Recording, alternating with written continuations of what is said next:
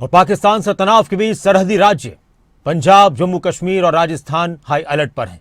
पंजाब के गुरदासपुर, राजस्थान के बाड़मेर, जैसलमेर और जोधपुर में रोजाना रात 9 बजे से सुबह 5 बजे तक ब्लैक आउट रहेगा। इन शहरों के लिए स्थानीय प्रशासन ने गाइडलाइन जारी कर दी है। श्रीगंगानगर, बीकानेर में प्रशासन ने ड्रोन उड़ाने और आतिशबाजी पर भी अगले आदेश तक के लिए रोक लगा दी है। तो वहीं ऑपरेशन सिंदूर के बाद पाकिस्तान ने भारत के 15 से ज्यादा सैन्य ठिकानों पर हमले की कोशिश की। भारत ने रूस से मिले भारत के पास जो मिसाइल है S-400 डिफेंस सिस्टम के जरिए पाकिस्तान के इस हमले को नाकाम कर दिया।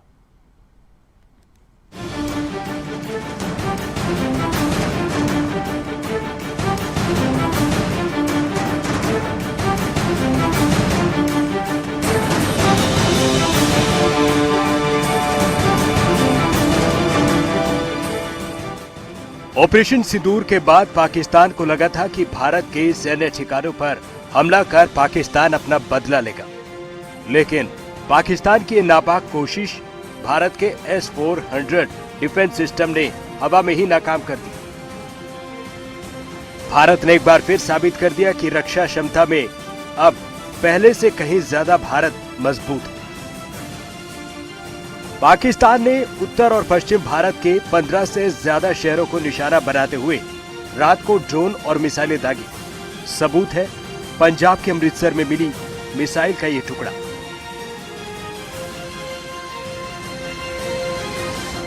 आसमान में गूंजी मिसाइलें। पाकिस्तान ने अवंतीपोरा, श्रीनगर, जम्मू, पठानकोट, अमृतसर, कपूरथला, जालंधर, लुधियाना, आदमपुर, बठिंडा, चंडीगढ़, नाल, फलौदी, उत्तरलाई और भुज इन शहरों पर हमले की कोशिश की। पाकिस्तान के इस वार को भारत के S-400 anti missile defence system ने हवा में ही नष्ट कर दिया। S-400 उच्च उड़ान वाले विमानों और मिसाइलों पर टारगेट कर सकता है। हवाई खतरे को नष्ट करने के लिए पूरी तरह डिजाइन है। कई टारगेट एक साथ ट्रैक और इंटरसेप्ट कर सकता है। 400 किलोमीटर तक दूरी पर टारगेट लगा सकता है। हाई स्पीड वाले लक्ष्य भी आसानी से ट्रैक हो सकते हैं। और इस वक्त हमारे साथ रिटायर्ड ब्रिगेडियर खुशहाल ठाकुर साहब जुड़ चुके हैं। नमस्कार सर। नमस्कार जी, नमस्कार सर। भारत की सेना का शौर्य, भारत की सेना का पराक्रम पूरी दुनिया देख रही है और आपने भी उसी भारतीय सेना में अपना वक्त दिया है और आपने भी देश की सरहदों की हिफाजत की है और हम सबको अपनी सेना पर, आप लोगों पर गर्व है। लेकिन अब जिस तरह की तस्वीरें आ रही हैं, भारत की सेना ने एक और बड़े पाकिस्तान के हमले को नाकाम किया, जो रात के अंधेरे में उसने कोशिश की थी अलग अलग सैन्य ठिकानों पर देश के। किस तरह से इन चीजों को अंजाम दिया जा रहा है और भारत की तरफ से, जो पाकिस्तान की तरफ से इस वक्त हरकतें हो रही हैं, यह आपको क्या लग रहा है? क्योंकि आपका एक बड़ा वक्त गुजरा है सेना में। जब इस तरह की स्थितियां होती हैं तो दुश्मन देश क्या क्या करते हैं? बिल्कुल, भारत कभी आपने देखा कि कभी नहीं चाहता था कि ये लड़ाई इस तरह से आगे बढ़े, क्योंकि हमारी लड़ाई आतंकवाद से है। लेकिन गत गई रात को आपने देखा, रात के अंधेरे में किस तरह उन्होंने 15 ठिकानों पर और सिविलियन ठिकानों पर जो है उन्होंने कार्रवाई की है। और उससे पहले भी आपने देखा कि पुंछ में जो सिविलियंस थे, गुरुद्वारे के ऊपर उन्होंने हमला किया है। क्योंकि हमने जो पहली कार्रवाई की, हमने आतंकवाद के खिलाफ कार्रवाई की और टेररिस्ट के जो इंफ्रास्ट्रक्चर थे, उनकी जो नर्व सेंटर्स थे, उनको ठिकाना बनाया। लेकिन आप देखिए वो सिविलियंस को यहाँ पर ठिकाना बना रहे हैं। और आपने देखा हिंदुस्तान ने पहले कहा है कि हम नहीं चाहते कि ये बातें ये युद्ध में बदले। लेकिन आज दिन को आपने देखा किस तरह 25 ठिकानों पर ड्रोन से जो है उनको मुंह तोड़ जवाब दिया गया है। और ऐसी हालात में हम फिर भी बड़ा संयम, भारत संयम बरत रहा है और संयम बरतेंगे। लेकिन मुझे लगता है कि पाकिस्तान की मंशा बहुत साफ है।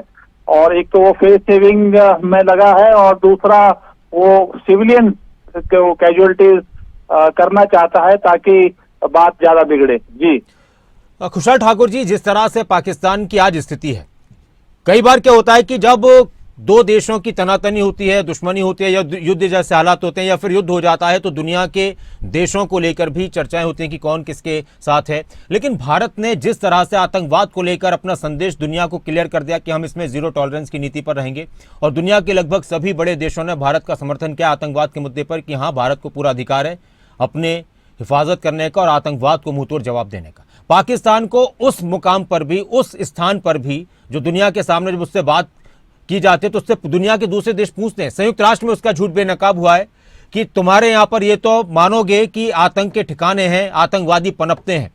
तो एक तरफ वो उस चुनौती से भी जूझ रहा है, उधर भारत की तरफ से उसको लगातार करारा जवाब दिया जा रहा है। किस तरह से आज पाकिस्तान की स्थिति को आप देख रहे हैं? बिल्कुल आपने ठीक कहा है कि डिप्लोमेटिकली भी वो आइसोलेट हो गया है जी। और आपने देखा जब बात की कि सिक्योरिटी काउंसिल में भी 5 परमानेंट मेंबर्स में से 4 ने हमें सपोर्ट किया है। जो नॉन परमानेंट मेंबर्स है उसमें भी 12-13 मेंबर्स ने हमें सपोर्ट किया है, और जो भी देश के दूसरे बड़े बड़े मुल्क हैं उन्होंने भी समर्थन हमारे साथ दिया है। तो कूटनीति के तौर पे तो वो लड़ाई हार चुका है, और देश के भीतर जो आर्थिक स्थिति है उसमें भी उसके बहुत ही बद हाल है। और अगर उसकी इंटरनेशनल सिक्योरिटी की अगर आप हालात देखें, चाहे वो बलूचिस्तान हो, पीओके हो, अफगान का बॉर्डर हो, ईरान का बॉर्डर हो या खैबर पख्तून का इलाका हो, वहां पर उसकी स्थिति बड़ी खराब है। मिलिट्री के जो है वो छोड़ के रिजाइन करने जा रहे हैं, और आम जनता परेशान है मिलिट्री से, वहां की सरकार से। पॉलिटिकली वहां पर बहुत बुरा हाल है क्योंकि हर एक चीज वहां की मिलिट्री करती है, और जो उनके पॉपुलर लीडर हैं वो जेल में है। तो वो हर हालात में आइसोलेट हो चुका है। और आप देखिए दूसरी तरफ किस तरह भारत बहुत संयम बरत रहा है। हम युद्ध नहीं चाहते हैं, और बाहरी देशों से भी हमें आतंकवाद के विरुद्ध समर्थन मिल रहा है। और ये सब सबक आतंकवाद के विरुद्ध सिर्फ पाकिस्तान के लिए नहीं है, बल्कि एक विश्व को भी हमने करके दिखाया कि आज आतंकवाद के प्रति भारत की हमेशा जीरो टॉलरेंस की जो पॉलिसी है वो है। जब हालांकि आप जानते हैं कि विश्व लेवल में भी दोहरे स्टैंडर्ड्स हैं, जब उनका आतंकवाद होता है तो वो अपना अलग शब्दावली बोलते हैं, और लेकिन जब भारत की बात आती है तो उस अलग आतंकवाद माना जाता है। लेकिन भारत इसमें बड़ा क्लियर है कि आतंकवाद जो 35 साल से चला है, इस बार जो है वो दोबारा इसी तरह का कोई पहलगाम दोबारा ना हो, तो इसलिए पूरा सक्षम है और मजबूत है, और आप देखेंगे कि आगे भी कार्रवाई करेगा। जी, बहुत बहुत शुक्रिया खुशहाल ठाकुर जी हमारे साथ जुड़ने के लिए। खुशहाल ठाकुर रिटायर्ड ब्रिगेडियर, वो हमारे साथ जुड़े थे, और इस वक्त हमारे साथ रिटायर्ड मेजर ब्रिगेडियर डॉक्टर आनंद संवारिया जी जुड़ चुके हैं। नमस्कार सर। नमस्कार कुरैशी। डॉक्टर साहब, आप अभी थोड़ी देर पहले विदेश सचिव विक्रम मिश्री बता रहे थे कि पाकिस्तान ने किस तरह से हमारे नागरिकों पर अंधाधुंध फायरिंग की, और उसका नतीजा यह हुआ कि हमारे 16 नागरिकों की मौत हो चुकी है। गुरुद्वारे पर हमला किया गया, इसके साथ ही करीब 50 से ज़्यादा लोग जख्मी हैं। आतंक के अड्डों पर, पाकिस्तान के आतंक के अड्डों पर जब भारत ने प्रहार किया तो उसके बाद ये बौखलाया हुआ है। डॉक्टर साहब, अब जिस तरह से चीज़ें आगे बढ़ रही हैं और पाकिस्तान के कदमों से ऐसा लग रहा है कि वो अभी शायद इतने बड़े हमले के बाद और इतनी बड़ी चोट के बाद भी चुप नहीं बैठने वाला, तो अब आगे क्या लग रहा है? और भारत की सेना को लेकर ये कह दिया गया है, क्लियर कर दिया गया है कि अगर पाकिस्तान ने कोई भी हरकत की तो फिर करारा ही जवाब दिया जाएगा। देखिए डॉक्टर कुरैशी जी सर। डॉक्टर कुरैशी जी सर, आपकी आवाज जी। देखिए ये पाकिस्तान का दोगला चरित्र आज की रात को, कल की रात फिर जाग गया। एक तरफ से तो उनका रक्षा मंत्री कह रहा है कि भारत ने जो कुछ किया बस ठीक है, यहीं पे रुक जाए, बिल्कुल, बिल्कुल। तो हम लोग आगे कुछ नहीं करेंगे। उधर से तो वो स्टेटमेंट दे रहा है और सफेद झंडा लगा रहा है बॉर्डर के ऊपर, और भारतवर्ष हमेशा जो कहता है वो करता है। हम तो हमेशा आतंकवाद के अगेंस्ट बात कर रहे हैं, हमने तो पाकिस्तान पे कोई अटैक नहीं किया। लेकिन कल जो पाकिस्तान कल की रात में जो पाकिस्तान ने बड़ी ही अजीबोगर्ब हरकत की है कि हमारे 15 ठिकानों के ऊपर उसने मिसाइल के साथ अटैक किया है। ये तो हमारा शुक्र है कि सुदर्शन चक्र भारत का जो है S-400 है, जो इतना कैपेबल है और फर्स्ट टाइम यूज हुआ है, उसने सारे के सारे वो मिसाइल और ड्रोन तोड़ करके अब मिल रहे हैं वो जमीन पे गिरे गिरे करके। तो ये जो एक्ट ऑफ पाकिस्तान है, मैं तो इसको कहूंगा एक्ट ऑफ वॉर ही मानूंगा, क्योंकि हमने कभी पाकिस्तान, हम देखिए भावलपुर में पहुंच गए थे, हम मुरीदके में पहुंच गए थे, सिर्फ 2 किलोमीटर दूर था, और हम इनके कोर हेडक्वार्टर को भी उड़ा देते अगर हम चाहते तो, लेकिन हम चाहते थे सिर्फ आतंकवादियों के अड्डे को खत्म करें। और अभी डोजियर दिया रही है, अभी 9 ही आतंकवादी अड्डे खत्म हुए हैं, बिल्कुल अभी कम से कम 12 और बाकी है। और भारत ने क्लियर कर दिया है कि अभी ऑपरेशन सिंदूर खत्म नहीं हुआ, जब तक कि वो पूरे के पूरे 21 आतंकवादी अड्डे खत्म नहीं होते भारत चुप नहीं बैठेगा। लेकिन जो आज एक हरकत, बहुत ही घिनौनी हरकत की है उसने, कि सिविलियन पे अटैक किया, पूरी में गुरुद्वारा साहब पे अटैक कर दिया, जो सिविलियन को मार रहा है, उधर पुंछ में फायरिंग कर रहा है। हमने किसी सिविलियन को नहीं मारा, हमने किसी आर्मी के प्रशासन को भी अटैक नहीं किया।